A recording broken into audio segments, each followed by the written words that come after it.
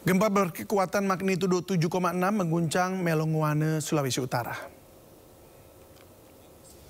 Ya, gempa berkekuatan magnitudo 7,6 terjadi pada Jumat 10 Oktober 2025 pukul 8.43 waktu Indonesia Barat.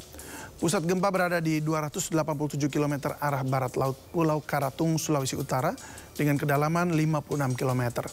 Lokasi pusat gempa berada dalam wilayah Mindanao, Filipina. Masyarakat di wilayah terdampak gempa diimbau untuk menjauhi garis pantai dan menuju ke wilayah yang lebih tinggi.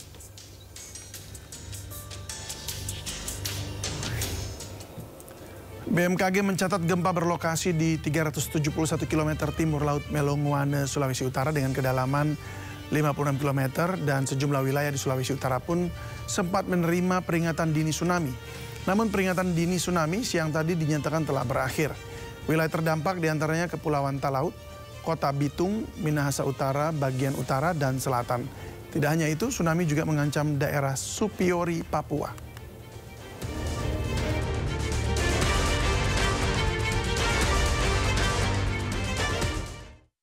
Untuk mengetahui perkembangan gempa yang mengguncang Melongoane, Sulawesi Utara, sudah bergabung bersama kami Kepala Badan Meteorologi, Klimatologi, Geofisika, Ibu Dwi Korita Karnawati. Selamat sore, Bu Dwi Korita.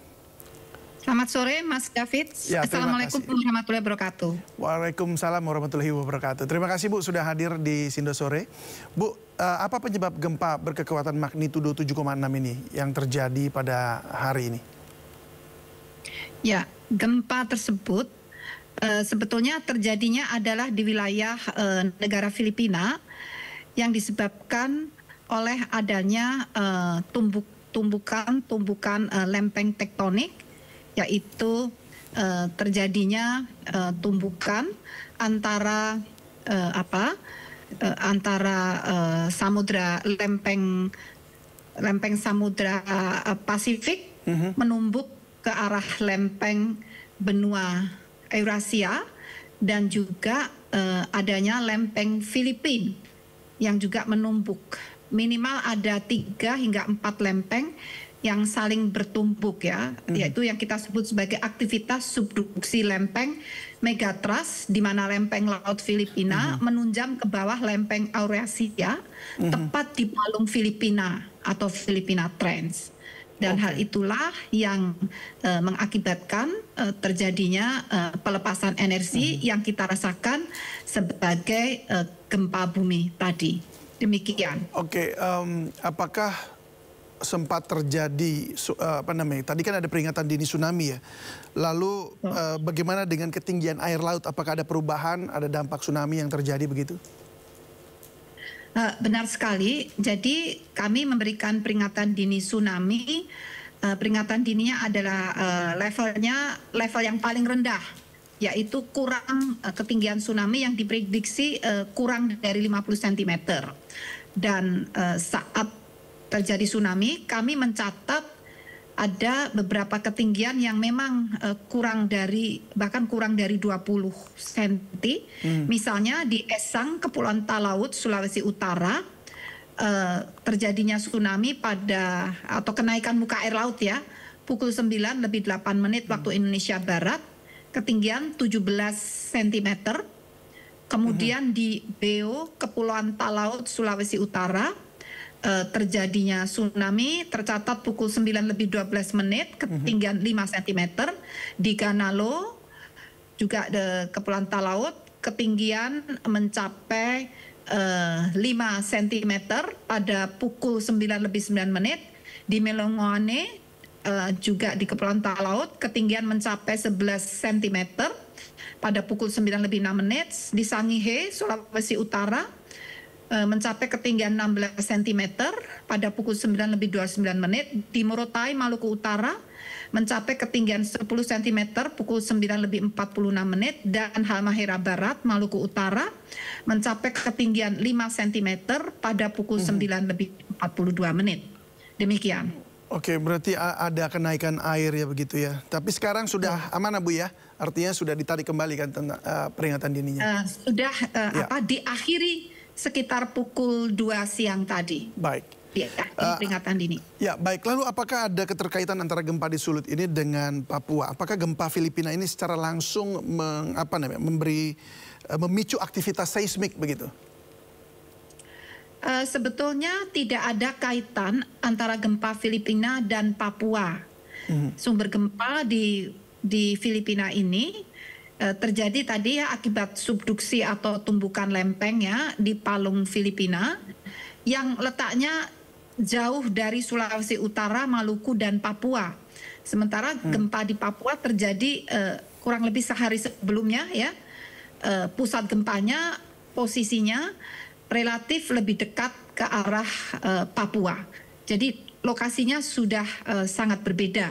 Berarti bukan tidak termasuk pada gempa susulan begitu ya? Beda sama sekali. Tidak termasuk, tidak merupakan gempa susulan. Oke, apakah ada potensi gempa susulan ini? Kemudian melihat bahwa tadi Ibu katakan di awal ada lempeng yang jatuh, ada 4 lempeng begitu. Apakah akan ada susulannya begitu?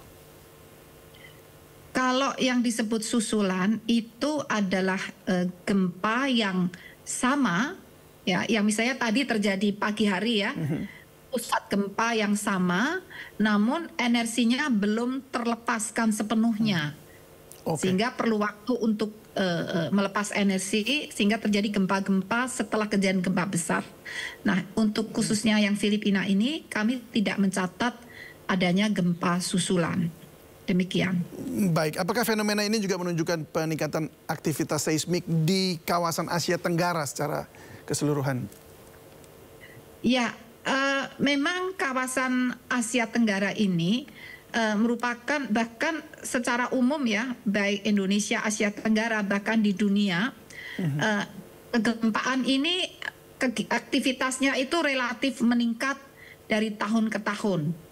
Jadi memang seismisitas yang kami catat baik di Indonesia ataupun di beberapa wilayah di Asia Tenggara ini memang terjadi peningkatan. Demikian. Oleh karena itu perlunya kita terus meningkatkan kewaspadaan dan kesiapsiagaan kita dalam mengantisipasi gempa bumi, antara lain dengan menyiapkan bangunan-bangunan yang tahan gempa dan memetakan zona-zona yang mudah teramplifikasi saat terjadi guncangan gempa bumi, ataupun zona-zona yang rawan terkena tsunami. Ini perlu dipetakan semua, sudah ada peta-petanya, tinggal bagaimana tata ruang itu menyesuaikan zona-zona bahaya tadi dengan menetapkan building code atau standar bangunan tahan gempa yang tepat pada lokasi yang tepat.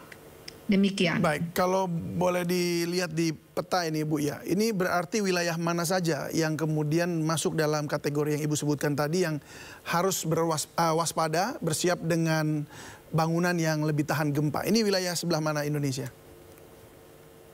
Mohon maaf, sebetulnya ada peta yang lebih lengkap lagi, itu yang dilengkapi dengan titik-titik pusat terjadinya gempa yang sudah terekam selama puluhan tahun yang lalu hingga saat ini. Ini bisa dikatakan hampir semua itu rentan. Hampir semua. Apakah masuk dalam Ring of Fire itu Bu atau gimana? Termasuk zona Ring of Fire itu terutama yang cincin api Pasifik ya, yang wilayah Indonesia Timur.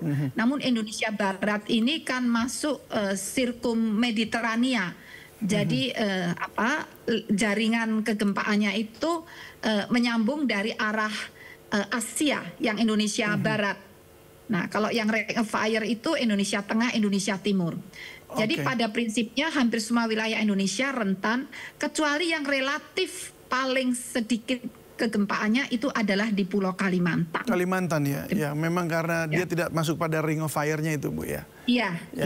Baik, demikian. Bu Dwi Korita Karnawati, terima kasih banyak sudah berbagi bersama kami di Sindo Sore. Terima kasih untuk informasinya. Salam sehat selalu Bu. Terima kasih.